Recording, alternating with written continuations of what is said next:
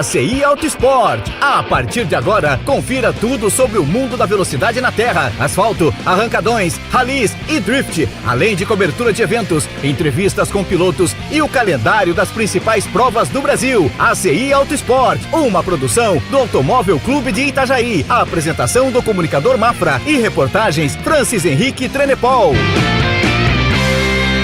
Olá, meu amigo, olá, minha amiga, bem-vindo, bem-vinda ao ACI Auto Sport. E olha, semana passada você acompanhou aí a primeira parte, da nossa entrevista com o Gastão. Esse piloto de 50 anos dedicado ao automobilismo, fez provas incríveis pelo Brasil nessa história de 50 anos. Gastão, no último programa falávamos aí, da categoria turismo, que o amigo correu também, das 1000 milhas. O que acontece a partir dessa época na vida do piloto Gastão? Eu tive daí uma fase de correr praticamente no campeonato regionais. E eu tinha um campeonato em 88, eu fui fazer o campeonato gaúcho, que era na época o campeonato mais top, onde estavam os melhores pilotos do Brasil.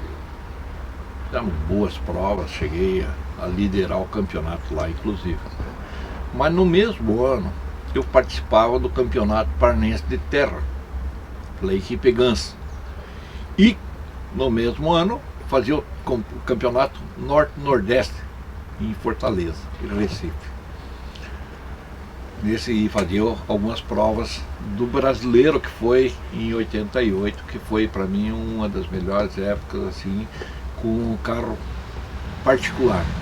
Fiz pole, liderei corrida, tudo, no meio dos melhores pilotos do Brasil. Em Goiânia largou 52 carros, os melhores pilotos do Brasil, fiz a pole. Olha aí, rapaz. Em Brasília, eu fiz o segundo tempo, o Ingo Hoffman fez o primeiro, eu fiz o segundo, corria todos os pilotos brasileiros, era o carro divisão 1, marca Chevette. Daí eu fui convidado para participar pela General Motors como piloto. Mas foi um ano muito ruim. Foi feita uma mudança no regulamento e os carros não funcionaram. Era um Chevette com motor misturado, motor de Monza, com coisa, aquilo quebrava que nem ovo. Meu Deus. E foi um ano que não funcionou. Daí eu fui fazer algumas provas pela Volkswagen, a convite da Volkswagen. E ficamos... Quando inaugurou o Autódromo de Curitiba, passamos a andar praticamente só em Curitiba. Mas nesse meio tempo eu corria na terra também. Eu ia te perguntar sobre isso, Como é que é essa... Você correu nas duas situações, Asfalto, terra. Tem uma preferência? Não tem. Cada coisa no seu lugar, não tem nada a ver. Eu ganhei as 100 milhas de Joaçaba na terra, na época. Isso em 88, acho que foi. De Chevette. Em 89 eu corri também em Joaçaba, estava liderando a corrida, quebrou um amortecedor, acabamos ficando de fora. Mas eu tive uma fase muito boa na terra, depois com Gol. Foi o auge praticamente da terra, assim, quando eu teve os melhores carros. Era um campeonato muito forte. E você tem uma ideia, a equipe Atlantique de Curitiba tinha 7 carros. Eles falavam um orçamento de 500 mil dólares. Eu corria pela Jeep, ASP italiana, com um esquema muito bom também. Meu carro era muito bom, carro de ponta. Meu equipamento era feito por Orestes Berta na Argentina. Na época já andava com um carro em torno de 180, 185 HP na terra. Então foi uma época assim, de transição entre terra e asfalto. Daí praticamente a terra foi acabando e voltamos a andar de volta no asfalto. Mas daí nos regionais, campeonato paranaense, campeonato essas corridas, as 500 milhas de Londrina, 12 horas, tá, 1.000 milhas, mais 1.000 milhas, mas todo assim não tinha grande expressão, não era como os campeonatos brasileiros que a gente participava. Dentro desse desse período todo que tu passasse aí dentro do automobilismo, tem algum piloto que te marcou assim, disse, não, esse cara eu gostava de correr com ele, esse aqui dava uma vontade assim, tinha um racha, tinha um pega entre você e esse outro piloto? Não dá pra falar, né? Isso aí em 50 anos teve muitos e muitos. Centena de pilotos. Tem algum que te chama assim a atenção, que tu lembra assim, não, era bom de correr? Existem algumas coisas que você fica marcado. Eu sempre tive uma admiração muito grande pelo Beto Pruner, aquele piloto de terra. Eu acho que ele na terra, de Opala, era imbatível. Teve o Alessandro Weiss, que era um piloto de Itajaí, que faleceu, também chegou a ter um nível muito alto na terra. É um menino que prometia muito, né? Se não fosse a fatalidade, né? Mas o automobilismo, cara, se você for ver, começar a falar de pilotos, é muito difícil você falar, porque você tem aqueles que você sabe que são bons, que guia qualquer tipo de carro. Mas às vezes nem aparecem tanto como outros pilotos que são menos bons e têm esquemas melhores. Então isso aí, você vai fazer uma corrida, por exemplo, que nem a gente fazia, sair para ir fazer uma prova de 1000 milhas, volto a dizer, você já vai lá sabendo que vai perder a corrida.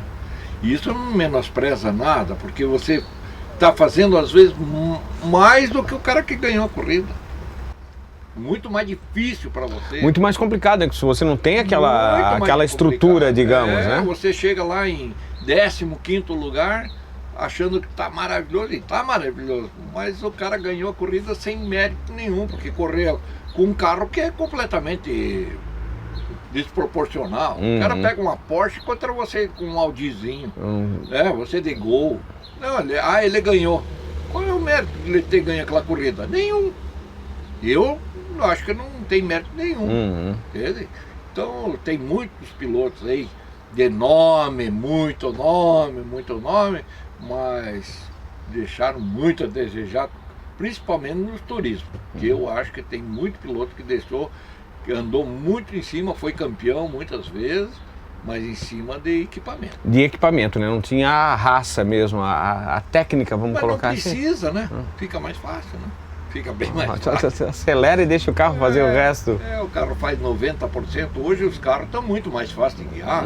O carro tem ABS, tem controle de tração. Os pneus são maravilhosos, tá?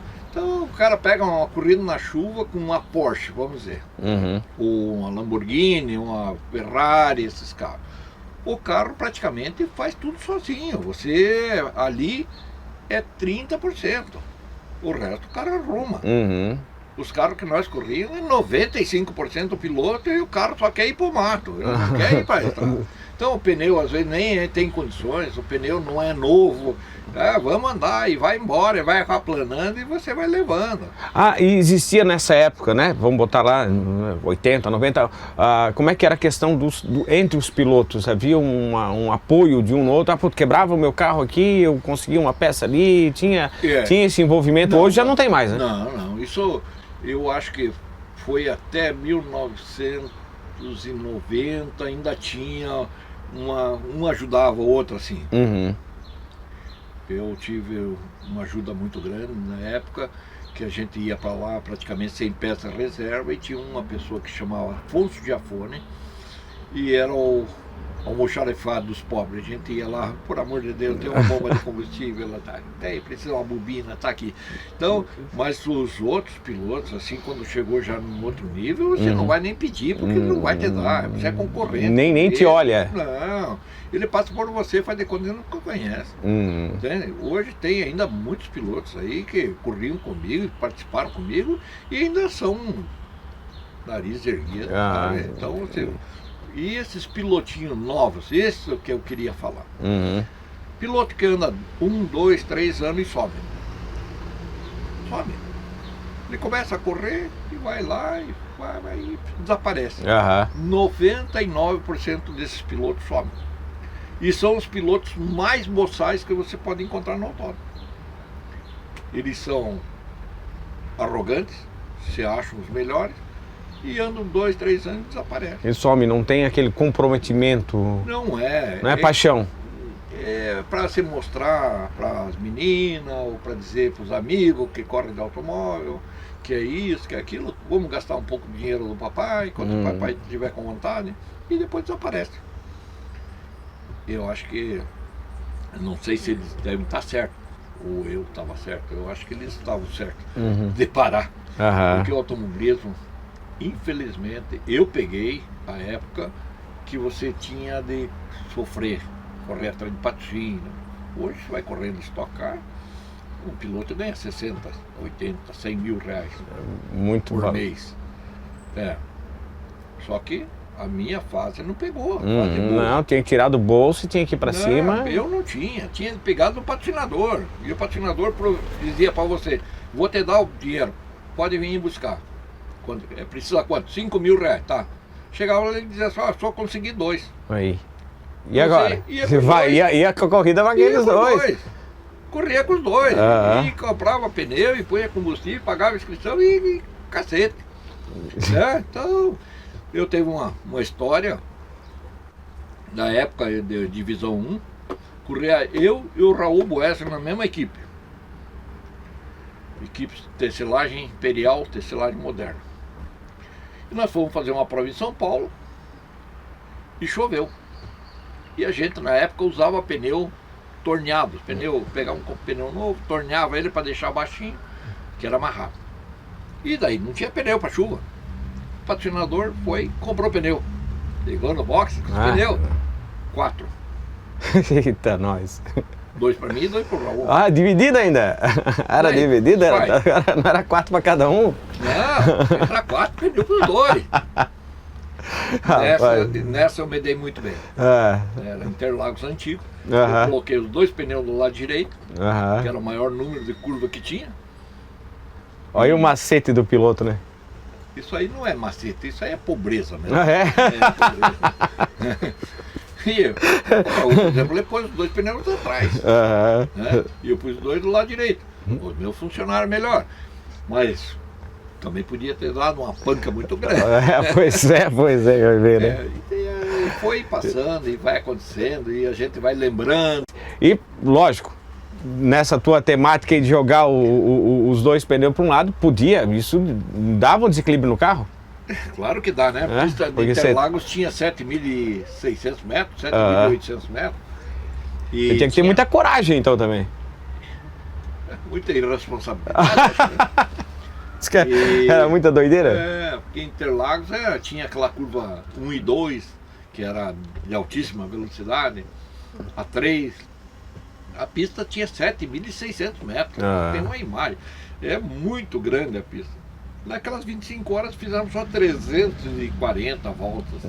É muita coisa, é muita coisa. Eu vou chamar o intervalo comercial, a gente volta já na sequência com o segundo bloco, então, desse segundo programa com o nosso amigo Gastão, contando seus 50 anos de automobilismo. Fica ligado comigo, eu volto já rapidinho. Você está assistindo o programa ACI Auto Sport, o programa para quem é apaixonado por velocidade, grandes máquinas e fã de pilotos incríveis. Produção Automóvel Clube de Itajaí e apresentação Mafra.